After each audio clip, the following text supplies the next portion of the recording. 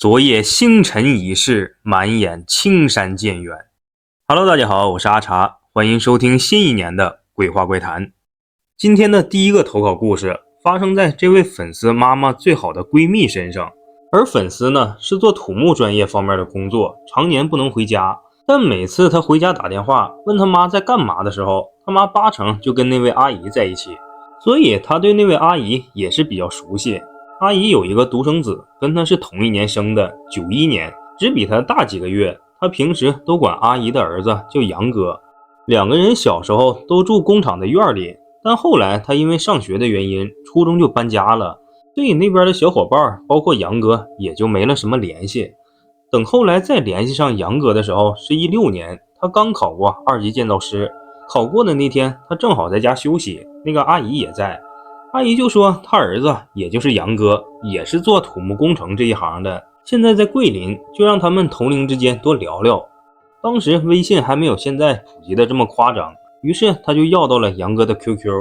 只不过因为时间过得实在是太久了，一些人情也比较淡，他就和杨哥聊了1晚上不到，后面就不联系了。后续他也只是每次回家跟他妈聊天的时候，能从他妈嘴里听到点消息，说是杨哥好像创业失败还是怎么的，碰了网贷，现在钱还还不上，欠了得有20多个。要知道他们都是工薪阶层，这已经算是很大的数字了，那还不上能怎么办呢？就只能跑出去躲债喽，顺便再找找机会看看能不能翻身。之后他不知道找了什么渠道去了泰国躲债，期间他妈还说呢，催债人天天来催你阿姨，催债的手段有用力敲门，或者直接坐沙发上要吃要喝什么的，反正就搞得你阿姨心力憔悴。那你说毕竟就这么一个儿子，也就只能挺过去了。而诡异的事儿发生在22年，具体时间记不清了，只记得那会儿疫情还没过去，他就在家休息。忽然有一天他妈就回家跟他说，你杨哥走了。他还纳闷呢，没听说之前有什么大病啊，怎么这么突然？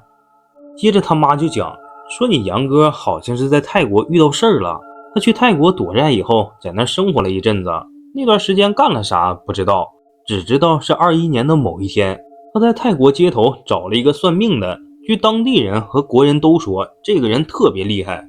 你杨哥好奇心就起来了，就找那个算命的给算了一卦。然后你猜咋的？那个算命的帮他算了以后，直接就对他说，从今天起你活不过1年了。那你要是信这些，听到这种话肯定会觉得害怕呀。所以你杨哥就问那个师傅，那我该咋办？师傅就说，我帮不了你，随后直接收摊就走了。你杨哥就着急呀，赶紧给家里打过来电话，要回去找高人解决这件事儿，不然都活不明白了。但那时候回国的阻力特别大，最终你杨哥基本是散尽了仅有的钱财才回到家里，同时还得面临被催债的风险。反正就是自从在泰国算了命以后，就跟那些能感觉到自己大限将至的人一样，彻底变了，一心想着保命要紧。回来以后，你叔叔阿姨他俩倒是觉得没多大事儿，可也拗不过你杨哥，就给找了个高人。可高人算了一下，也得出了同样的答案，但是说破解之法也不是没有，就是难。方法就是从现在开始就不能走出家门了，注意是家门，而且也不能保证就算你这么做了就能躲过此次劫难。但正常人怎么可能家都不出呢？何况那时候还有疫情，根本就是不可能的事儿。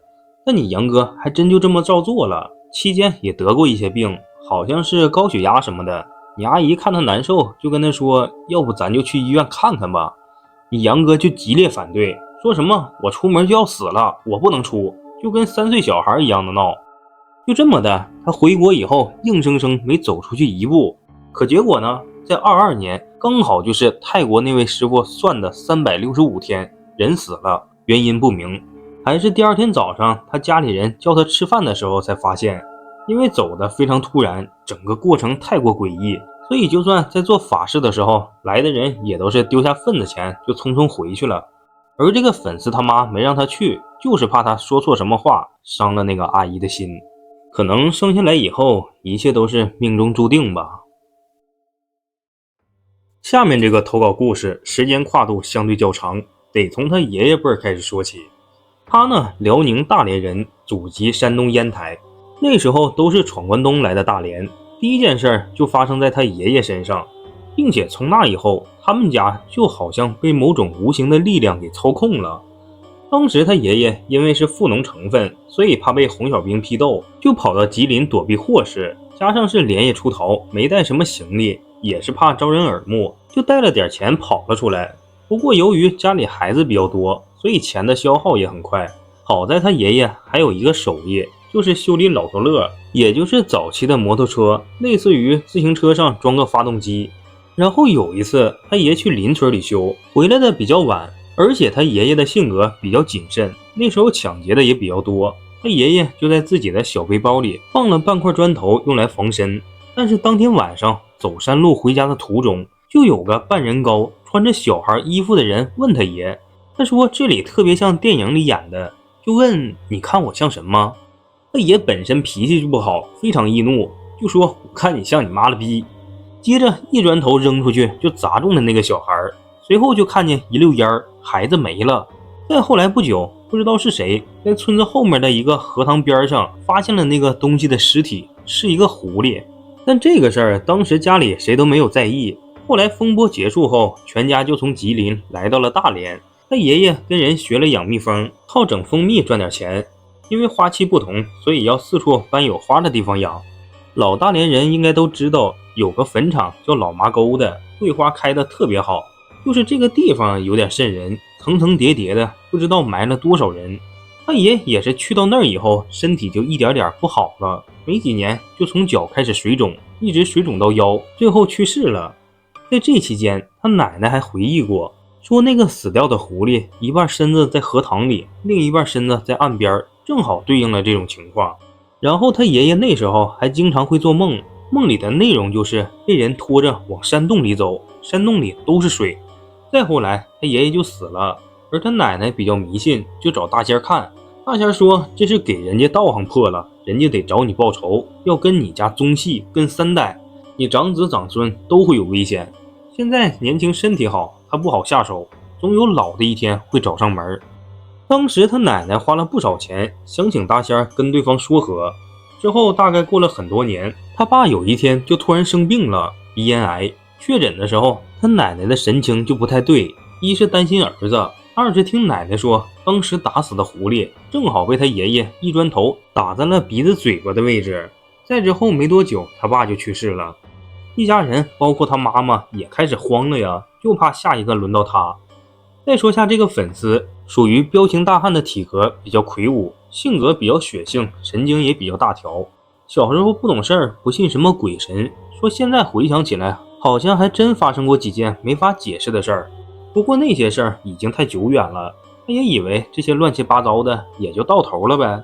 可能是小时候的错觉，也可能是阴差阳错吧，他从来就没放在心上。但直到有一次，他觉得事情逐渐变得离谱，坚定的唯物主义开始动摇了。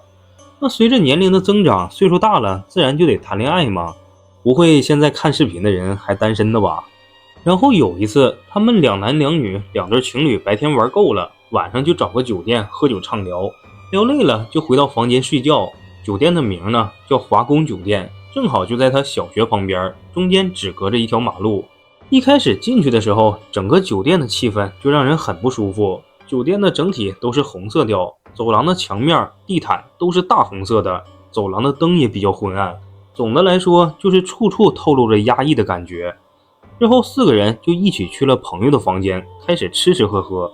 喝着喝着，他就觉得胃里不舒服，空空的，就非要整一碗泡面。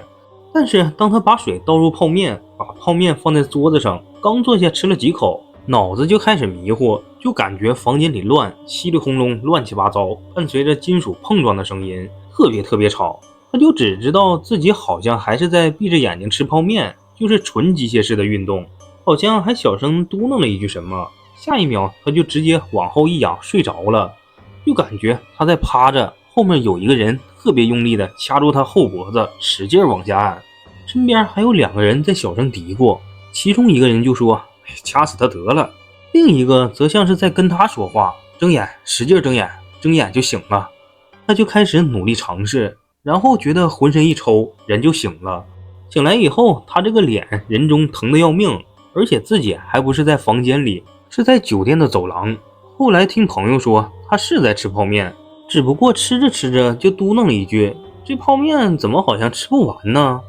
就起身开门出去了。朋友喊他，他也没回头，因为酒店屋里都有卫生间。朋友也比较纳闷，就追着他出来，就看见他头也不回的往走廊另一个方向走。在这个过程中，他自己是全然不知道的。最后他那个男性朋友就追上他，给他拽住了。朋友还说，在拽住他的时候，就看他跟面条一样，瞬间瘫软躺在了地上。接着他们又是扇巴掌又是掐人中的，一顿折腾他才醒过来。当时他的感觉只有迷迷糊糊，在朋友的搀扶下从地上爬起来。爬起来的一瞬间，又是轰隆一声，走廊的另一头好像他就非要去看看不可，一直想回头，嘴里还不自觉的嘟囔，你让我回去看看，你让我过去看看啥的。他女朋友呢，一直双手扶着他的脸，几个人硬生生的给他拉回了屋子。但是就算回了屋子，他内心里还是有一种想冲出屋子去另一头的冲动，也不知道为啥。最后几个朋友就收拾东西出了那家酒店，给他送回了家。等到了第二天，朋友跟他学前一天晚上的事儿，他还挺诧异，有种说不出来的感觉。他这个人吧，心大神经粗，那是一点也没有毛病。虽然觉得哪里不太对劲儿，但反正事儿都过去了，也应该不会再发生啥了，就没再多想。当天晚上，由于他妈要去照顾他姥姥，得晚一点回家，他就自己一个人在客厅桌子上吃饭看电视。吃完以后，寻思再吃个雪糕，于是起身去冰箱拿。但就是这个雪糕给他拿出事儿了。冰箱门关上的一瞬间，正常咱们关冰箱不都是小小的砰的一声吗？但那天是轰隆一下子，然后再次听到了昨天在酒店里那种乱七八糟的动静。等他再次睁开眼的时候，人已经在医院里了。据他妈回忆说，一回来就看他四仰八叉的躺在客厅的地上，一身汗，还不停的哆嗦。他妈就以为他是不是抽风了，还是有啥病啊，就赶紧给送到了医院。那事实证明身体没啥问题，非常好。但这事儿一闹，他奶奶那边的人都知道，也都过来看过，加上他奶本身就比较信奉鬼神之说，也没含糊，就做了主。说出院就让他妈带着他去山西圆通寺拜了和尚师傅，做了皈依居士，又给他找了个道士师傅，成了丘祖龙门派22代李字辈的弟子。他呢也分别跟这两位师傅说过这些情况，两位师傅更是不遗余力的，又是整风水局，又是给法器的，还告诉他这是有人要害他，三番屡次没能成功。一是他还年轻，火力比较旺，比较强横；二是与佛道有缘，有人护持，所以总能化险为夷。到现在他家里还摆着风水局，卧室门口桃木剑，枕头下方有一把刀，事儿呢也算是平息了。好了，这就是本期的所有内容了。如果有喜欢的小伙伴，还请多多3连支持一下。如果有相关经历的，可以后台直接私信阿茶。我们下期再见，拜拜。